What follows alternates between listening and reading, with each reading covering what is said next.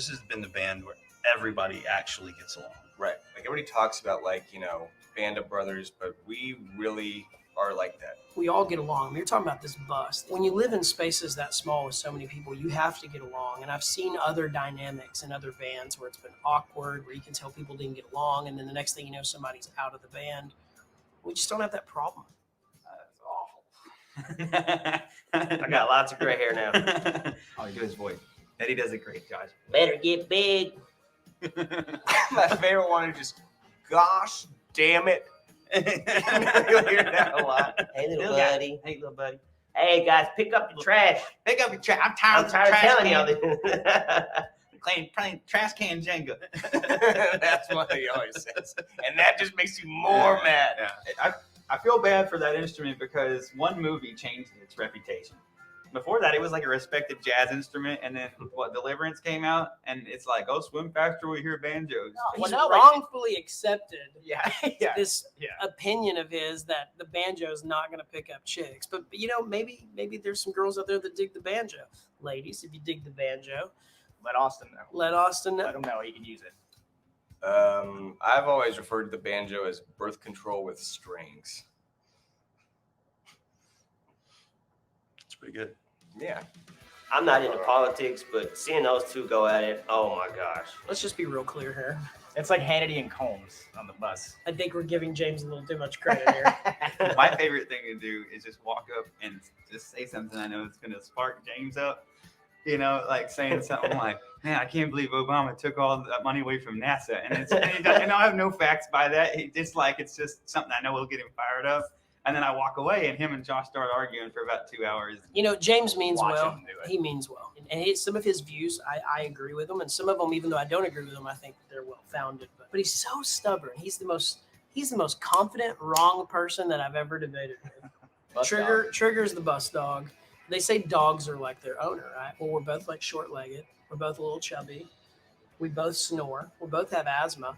Trigger has a spot on the bus, and if you sit in it, he will let you know. Mm-hmm. He will basically remove you from that spot. He's probably the best dog. He's easily the best dog I've ever had. We're friends. We respect each other. We have fun going down the road. And, we're really looking forward to bringing this new album to all of you that are watching this because I feel like I'm a better writer and singer. Caleb's an even better guitarist. Everyone has gotten better at their jobs, and that's only going to make an album stronger. So thank you for watching, and hope you enjoy Front Row Seat. It's only human to pursue the elusive, while also capturing the possibilities, even something like CO2. Over the last decade, Chevron has spent over $1 billion on carbon capture projects. Me because of this amazing restoration mask that I have on my face that you can find at Lecrae.store, along with this amazing shirt. It's coincidental. That's crazy. You might even be able to find this restoration album on Lecrae.store or this restoration hat.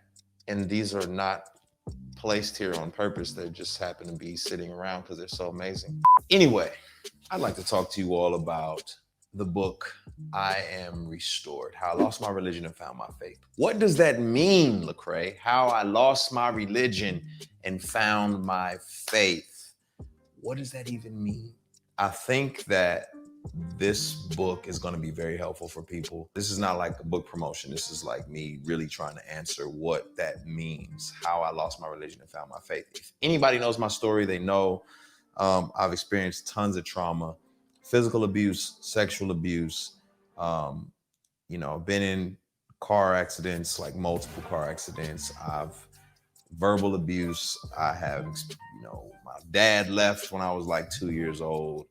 Definitely had my run-ins with the law, been arrested for stupid stuff, and just been through some stuff, okay? You know what I mean? For me, faith or religion was one of the ways that I found to deal with all of the particular traumas that I mentioned. And the interesting thing about what I went through is that I experienced so much abuse and trauma that it wore on my perception of myself. And so the only time I felt appreciated or loved or valued was when I was performing. So if I perform, then I'm valued. I can earn the love, respect, and admiration of people by performing. And so that became a real habit in my life. The scary thing about living a life like that is that when you are no longer able to perform, who are you? Think about professional athletes who, when their career on the field or the court is over, they wrestle with who they really are because they spent so much of their life performing for identity. And so your identity is wrapped up in your performance. Well, you would think that a Christian wouldn't have those types of wrestles. I mean, I wrote a song in 2008 called Identity, where I was like, I'm not the car I drive, I'm not the clothes I wear. You would think that a Christian understands that their identity is found in Christ, or that they are fearfully and wonderfully made, or that they're God's workmanship created for things that God has already pre-planned.